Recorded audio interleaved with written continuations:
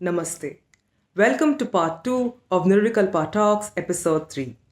If you haven't watched part 1 yet, please click on the link in the description below or check out the link in bio. In part 1 of the panel discussion, we discussed about various issues such as gender stereotypes, problems faced by dancers balancing alternate careers, and so on. And during the course of the panel discussion, we realized that 1 hour was not really sufficient to cover these topics in depth. So we decided to go on for a while to do justice to the experience of our highly accomplished panelists. Please watch part 2 in the video that follows and continue to like, share, and support our content. Thank you so much. Thank you. Thank you so much. I think from a spiritual perspective, let's move to a monetary perspective. And I think this is probably the most discussed topic in the field of dance, or hopefully, this is what we've all come for. So it's about money and Natyam, right? So all of you have one leg in a different profession and one leg in dance. And then there's Pooja, who has now full time invested in being a professional dancer. So, what I'd like to ask you all is that it's what I asked you all previously a while back. So, do you think being a full time dancer has the potential to bring in the same kind of money had you not had an alternate profession? Or do you really think the kind of money that comes in from being a dancer alone is the same, or is probably enough? Or do you think it's important to have an alternate professional career as well, to have that kind of money to match the standard of living? I mean, I know many dance teachers and full-time dancers who've invested their entire lives in this, and most of them have been able to bring in that kind of money. And of course, whether all those means are entirely ethical, that's a whole other discussion for another day. But do you really think it's possible to do that by being a full-time dancer? Or do you think in today's day and age, if you have to be strictly ethical, it is important to have money coming in from another source? I think this is something I would like all your inputs on. So let's start with our software engineer and dancer, Aparna. That's a very serious topic. Okay, so I think it's just personally my experience and my opinion that being a software engineer helps me a lot to be a dancer. Why is the monetary benefits from just dance alone sometimes is a little not that much compared to like what I can make in software field, right? And dance as such is expensive, right? Dance always have, forget about the costume and jewelry part. Of course, that is expensive, but you have invested, you can reuse. But coming to the creativity aspect, right? You are making your own dance production. You are making something by like original a dance choreography that requires music. We always had this tie up with the music. So the costume and the jewelry and the music, live music or recording is all expensive when it comes to dance, right? And most of the time, I'm just telling from a dancer outside India, most of the performances here, they give like a 5 minute slot, and you do all this for like a 5 minute slot, and you spend a lot of money there. And if I want to record my own music, like for me to have a full-time job always helps. And when you perform it here, you are just supporting the local community. And at the same time, if you perform outside US, some other place, it is mostly like, oh, you are an NRI, right? At so at that point, an artist is not getting compensated, at least the expenses of what we are spending. But at the same time, I would say teaching helps. So teaching, you are getting a steady income from teaching, so that helps. But as a full-time mother of a toddler, right, they demand our time, and the teaching only starts after the school hours, and that is when your child is also at home. So how much you can spend time on just teaching, then you are compromising on your family, right? To have that balance, it's always tricky. So for me, my experience, I always felt like having that full-time job gives me that liberty to explore more in dance, and I was able to invest on dance as well. So if that answers. Yeah, I think we're about to hear all sorts of perspectives for this question. I'm going to ask Manas what he thinks now. I would rather agree with Aparna what she told. Being a designer as well, I need my bread and butter on my table somehow. So I have to look after my family as well as a male dancer also. So I have people behind me who are waiting for something other than what my passion is. So I have to fulfill all their needs. So as of now, I am single, but in a year or two, I will be getting married. So I will be having my own family as well. So designing as a profession has uh, helped me in taking care of my family and my passion as well, because as Akka told, dance need indeed is a costlier profession if I take full-time dancing into my yeah. But what makes me different, I think, ki being sitting in an office, uh, thinking of something new, because as a designer I have to be always out of box, so I have to think something new. So that comes through dance. So here again I would rather say ki money is important, but somehow dance helps me to survive in my office or to take care of my whatever designing skills I have to enhance it further. I also like to add on to your previous questions that other answered, that dance here in Odisha, as I'm being an Odissi dancer, uh, right from our jewelry, costume, everything, that, as I told, it revolves around the Jagannath culture, uh, right from our headgear. As I'm a entrepreneur in handloom and handicraft, I move around different clusters of Odisha dealing with handlooms and handicrafts. So there I came across, while working, while bringing in money to my profession and to my passion as well. So I found that right from our headgear to the sari that we make, costume, to the jewelry, everything is handloom and handicraft, be it the headgear of Odyssey, be the costume, be the jewelries or the bells. So all these matter, all these small products that compiled together, clubbed together, gives me money for my entrepreneurship as well and for my dance as well. So I can invest in both the field. So that's from my part.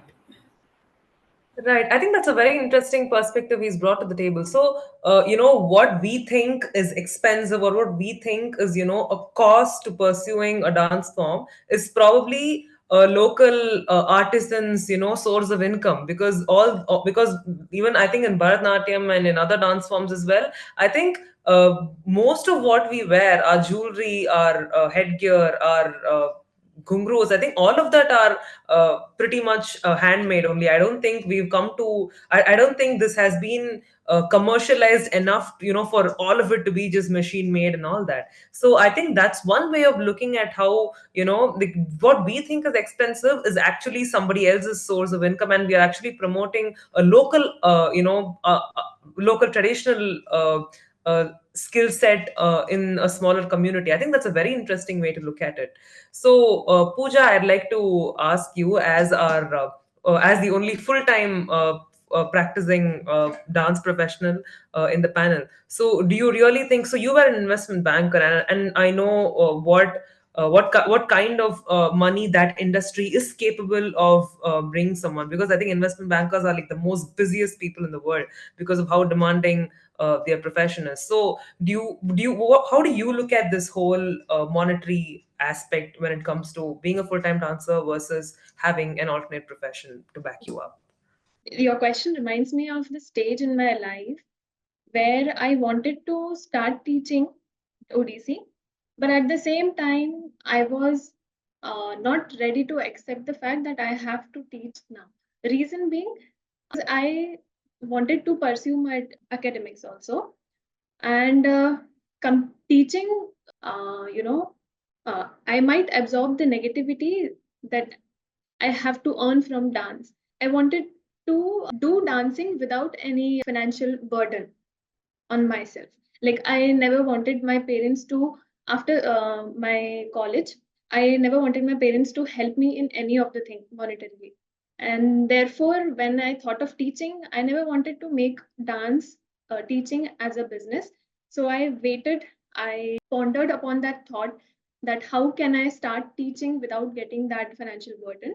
And simultaneously, my academics was also there. Then I thought, yes, I'll do the job, I'll become financially stable, and then I will see if I have to, like, if I get the right time to completely pursue my dance. So after 5 years, as I mentioned before, I thought that this is the prime time of my age also, that I should explore this dimension of, fully immersed into dance, looking at different perspectives and thinking a same dance piece through a different perspective. So this time period, this 2 years that I have got now has really changed me a lot, the way I look to my dance. The reason I left my job was nothing about politics or nothing. It was very consensuous between my boss and myself that, sir, I am leaving the job because I want to explore dance now at this age. It was like, okay, but any point if you want any help, I'll be there. And even like after 2 years, I feel I'll continue dancing. But if I felt that I want to do my job as well, so I'll definitely get back to it. So I am not saying because I have come into full time dancing, I'm not saying that dance is completely sustaining for me. No, it is not, because I have worked for 5 years, therefore it has helped me to sustain till now. Yeah. Right, right. Thank you. Thank you so much. I think that's also a very important insight. I'd now like to hear from the dance gurus in the panel, people who have their own dance schools. So, of course, in addition to the aspect we are discussing of, whether one can sustain being a full-time dance professional, or, whether the backing of another career is important here.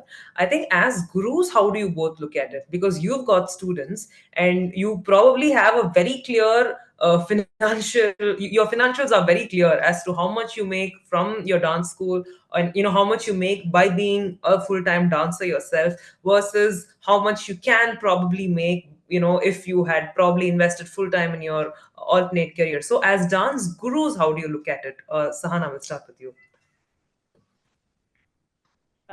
First thing is that I'm not a guru.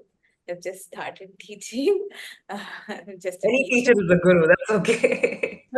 And I speak on behalf of my students because a lot of them are not monetary well off. And I'm really, at crossroads as to thinking on how far they can like handle the pressure in coming into mainstream dancing.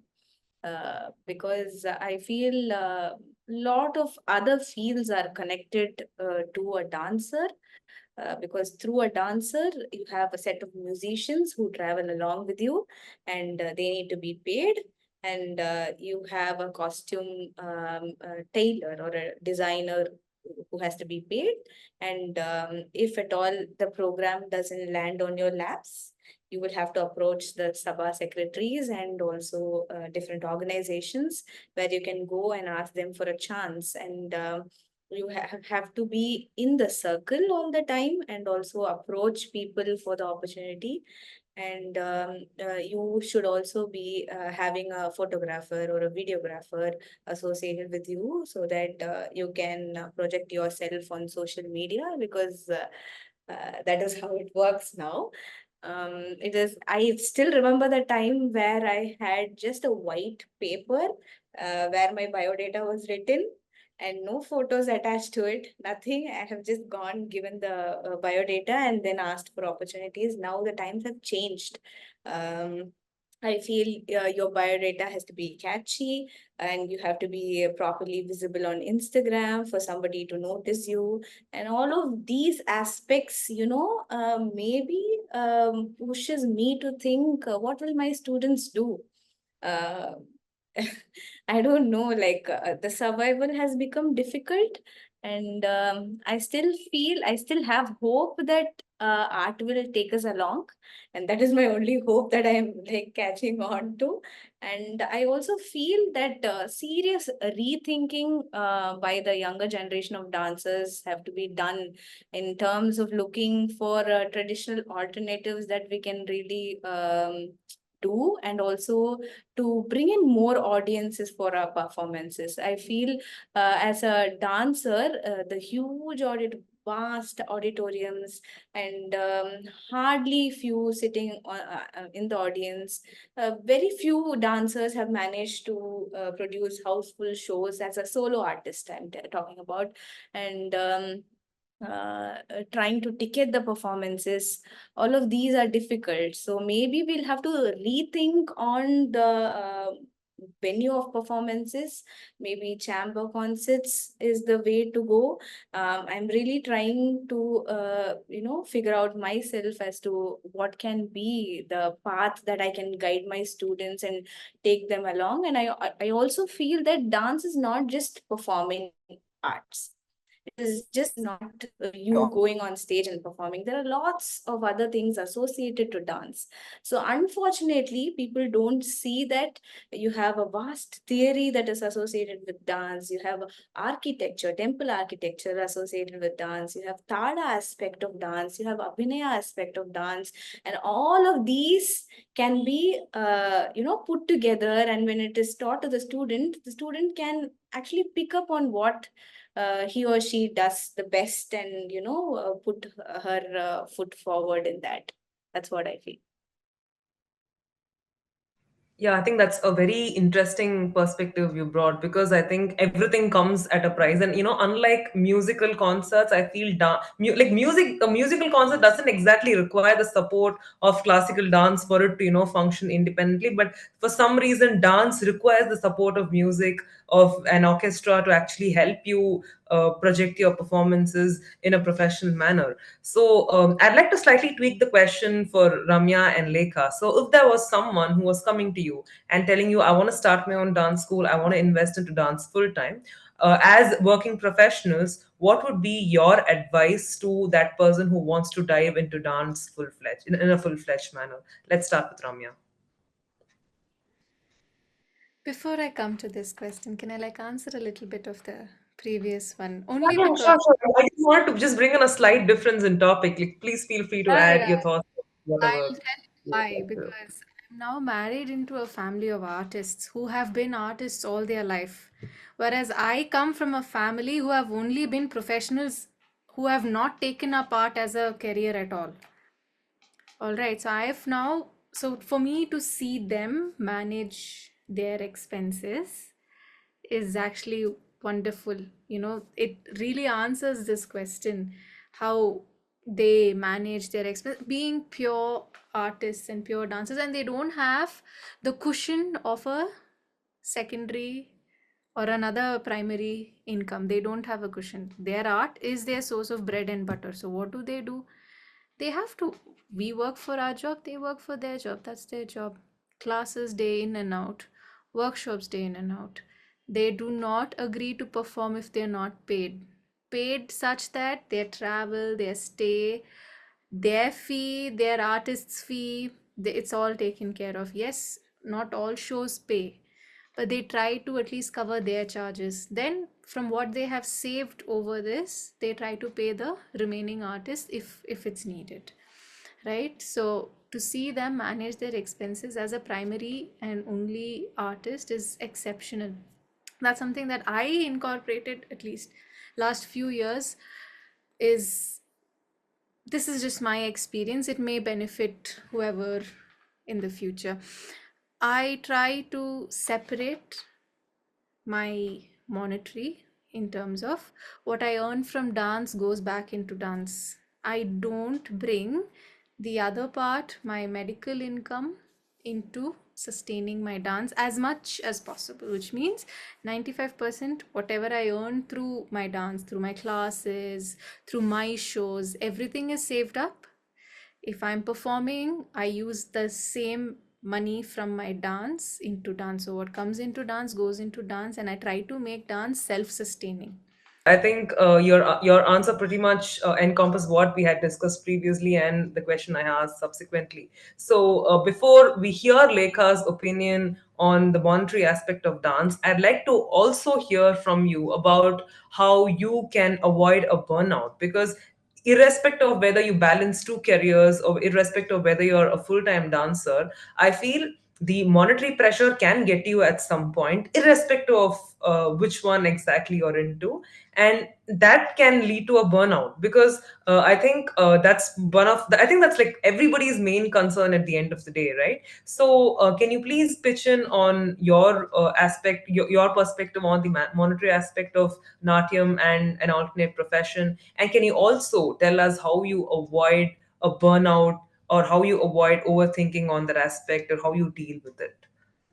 Yeah, so just answering the monetary aspect first, I think we have chosen this art form of Bharatnatyam for the whole love of the art form, and we are very much aware of the frills that come along with it. So I feel this is a choice that we have made, well aware of what it is about. And earning through performances, I mean, like the whole aspect of performing and all of that, yes, it is difficult, but it is a sadhana, according to me. I see it that way. It is not something like where you walk into an office and end of the month you walk out with a lump sum amount with you. Probably it is not that way. It is a sadhana. You keep working towards it, and you do it honestly and truthfully towards the art form, work towards the art form. And it is about the experiential aspect, right? Physically, emotionally, you grow with the art form. And I feel you do it honestly, the reward will reach you no matter what. So it is time consuming, but I think it's a sadhana. You work towards it, you will reach it. And probably, yes, today we don't have that audience, but I think there will be a day when my audience will also be like, packed, and there will be tickets. I keep it that way. So I work towards it, and I'm sure someday I hope it happens. So that I see it as a sadhana. And to be very frank, architecture also initially is very expensive. To study architecture for the 5 years, the kind of sheets you have to buy, the kind of stationery, it's all quite expensive. So both of it, it's not a very rewarding uh, career that way as well. So my choice has been quite clear, and I have been aware of the what it comes with. So it's by choice, it's by passion. So I accept it how it is. So it's a sadhana. That's all. I think, yeah, art is the sadhana by itself, or anything we do. I think that's one thing which many of us tend to forget during the process of investing ourselves in our career, and in dance and in the alternate professional choice we make. So yeah, I think Ramya, you wanted to I pitch in. just wanted to say something, that our life as artists, something that we all need to accept or will face at one point, is it's unpredictable, right? You got to make hay when the sun shines. If we are in a good phase with respect to monetary, make hay when the sun shines, so that when the tides are low, you have your reserves. We can't be, I don't, every year can't be, you can't be having 10 performances every year, right? Or your students are going to be fluctuating up and down. So there's going to be some point in 1 month in that year where your students are in your low, your performances are in a low, but your life has to go on, right? So make hay when the sun shines.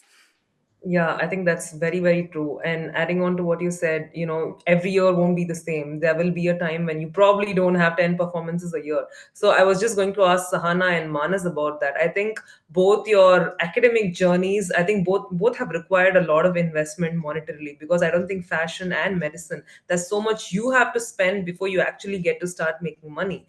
And especially in Sahana's case, I mean, I think during COVID, I don't think you would have had a lot of patience because of the whole social distancing. Now I think it is safe to say paranoia that people had at that point. So how did you look at it at that point, and how did you avoid getting burnt out and getting stressed, because of this whole thing that was going on? So we'll hear from Sahana, followed by Manas. Much later did that acceptance come to me.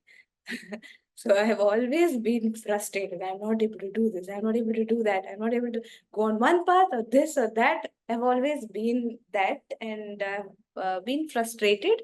And much later, I think maybe the past 5, 6 years, I think I've gone into that acceptance mode, and it took a lot for me to realize that things happen for a reason, and that we are here, and I'm just blessed to be dancing. And also, I feel that, like Ramya told, like 1 year will not, we will not have many performance opportunities, and there is no point in getting frustrated that, oh my God, I'm not able to dance, or my peers are dancing, and what, I'm taking a back seat. Because I still remember in between 2 years, I was not able to dance. I was not completely on the stage, and I came back after 2 years, and then later on I got performance opportunities, and now I'm dancing.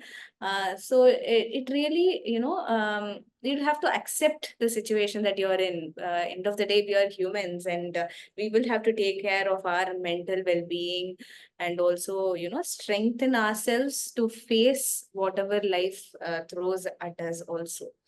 And to answer the next question that you asked, yes, during COVID it was very difficult, because COVID was something which was spread through the nasal cavity and everything. And me being a dentist, there was zero patients, and we had all these big mega suits that we had if at all there was an emergency case.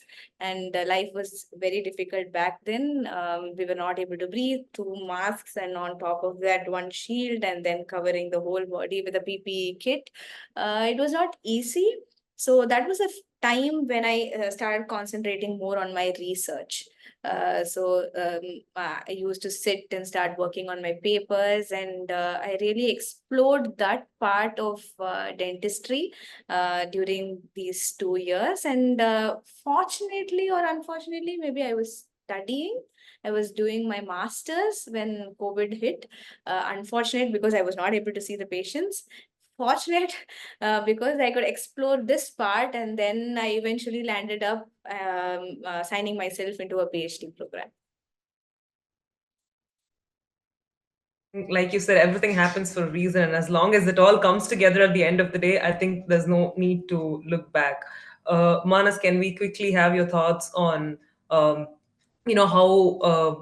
monetarily demanding your initial years of academic dissertation was, and how you've been able to see that kind of money from your profession and through dance? What has been your financial constraints with regard to this, and how you avoid getting burnt out? Well, to be very honest, I started, actually, I had a gap of around 6 years. I left dancing. I started my dance at the age of 7. But when, as I have already mentioned, I'm doubly graduate. I did my BSc, then I joined into NIFT. So I always wanted to be a designer professionally, but dance has always been a passion to me. So after joining NIFT, I had barely time to have rehearsals or something like that. And on to that, a great tragedy that broke onto my head was during my college days. My father left, and so I had to came across a very tough financial crisis. So I had to either choose dance or my studies.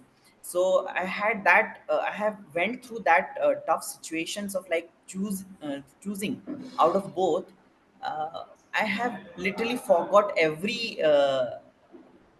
nooks and corners of my dance career. I actually literally forgot it everything. But as each one of you told, COVID helped me a lot because during those 2 years, I was within my room only, and friends and well wishers pinged me in like, you are a dancer, explore it, because during COVID, as a designer, we barely had any work, so we were just sitting doing nothing. So after 6 year, after like coming out of that depression, like my father left and I had to come out of that, I started dancing. So I guess in 2021 I posted a video of mine, a very basic video in Facebook, and the comment section flooded. My friend, my well wishers, they told that, yeah, you are a good dancer, why don't you restart it? And I have put on weight during those days, and I have lost my all my confidence to be again a dancer. So yes, there were difficulties as an artist. We will come across all these things, but somehow this COVID helped me to manage everything, because this particular 2 year, 2020 to 20 and 21, this particularly helped me to explore myself, being a dancer and being a designer as well. So yes, I'm doing good now. As of now, I'm doing good, both in dance and design. I think that's lovely to hear, because we always look at COVID as like this negative phase which happened, but it's so heartwarming to hear that we were able to, that some of us at least were able to increase the quality of our lives, get back to art, reconnect with art during COVID. I think those 2 years were also probably meant to be in its own way. Of course, there were so many unfortunate events that happened during those 2 years in many people's lives, but then I think there was also a segment of people that benefited personally from in terms of healing whatever they were trying to overcome. So I think it's very heartwarming to hear a positive story in like in your case. So before we wind up with our discussion, I'd like to hear closing thoughts from Aparna Akka and Pooja. So we have one software professional who also manages a dance school and who also manages being a full-time mother, and then there's Pooja, who has completely invested herself into classical dance and in her journey in classical dance and mentoring aspiring dancers. So I'd like to hear from both of you on what your thoughts are at the moment in terms of balancing dance and mental health, in terms of trying to invest yourself in making the next generation and molding the next generation of dancers, and in terms of what you think in when it comes to balancing two professions, or when it comes to diving deep entirely into classical dance. So let's hear from Aparnaka, and let's have closing thoughts from Pooja followed by that.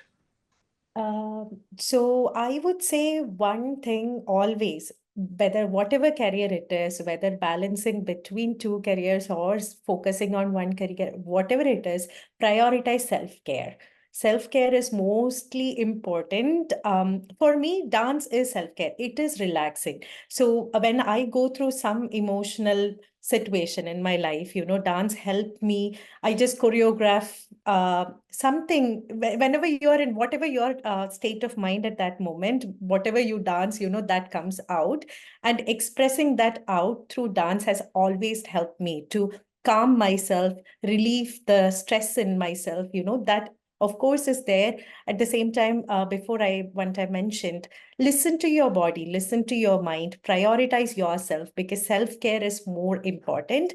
There is no point in burning out in for anything. Health is wealth is what everyone says, right? So that's what I would say. Balance between both. Take care of yourself. Whatever it is, listening to music, if that helps, just get your stress out, and that will help you in focus on whatever you want to focus as well. Pooja, can we have closing thoughts from you? I think right now you deserve the spotlight because everyone else spoke of balancing two things, but to invest yourself into classical dance full time at this juncture of your life. I think even though you told us that this was not a decision you took because something happened, it was something you always had at the back of your mind. So I think you are the most apt person to present your closing thoughts in our panel discussion today.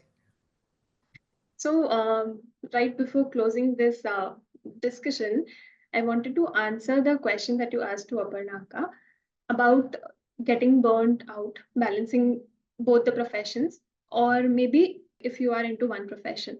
So, one thing I have noticed into my dance journey was that when I was not stable enough with my mind, I was not able to concentrate in my dance as well. Yes, dance is also for me one thing that has capability to take me out of from any anxiety or stress what I have in my life. So but there were also instances wherein I was not able to focus at my dance while dancing also, or while performing also. What I discovered that for me, listening to completely different genre of music was better. And then also I have started chanting recently, so that has also helped me a lot to come into that neutral state of mind and then practice or do something new or think about anything. And so that we can also incorporate, or just simply listening to mantras, it also helps. Even if you don't like learn it, if you just listen it, it also helps you calm your emotions.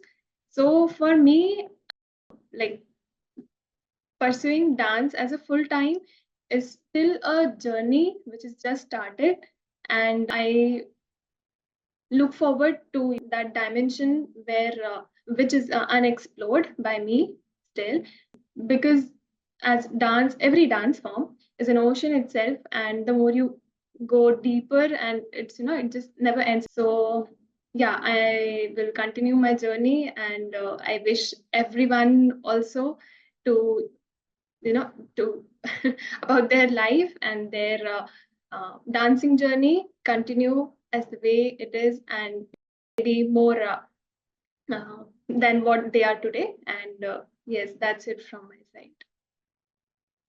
Thank you. Thank you so much. I think this was Nirvikalpa's first panel discussion, the first one we've hosted, and we hope to do many more in the future as well. And it was really interesting to hear perspectives from people in different professions pursuing different dance forms. I think each of us, we've had our own struggles, we've had our own challenges to face, we've had our own highs and lows. And I think at the end of the day, it is art that prevails.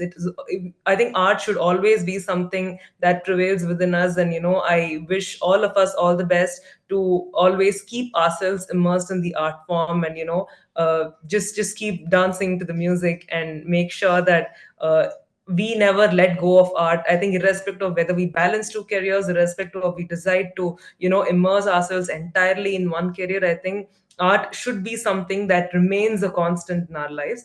And I thank each of you for taking time out and joining us today. I'm sure this was not easy for you all to to prioritize and come on a weekday, but thank you so much for coming and spending time with us here. I'm very sure so many aspiring dancers out there who wish to immerse themselves in dance, who wish to balance two careers, I think they'll all greatly benefit from this. And I think your experience has spoken a lot today. So thank you so much for being a part of our panel discussion today.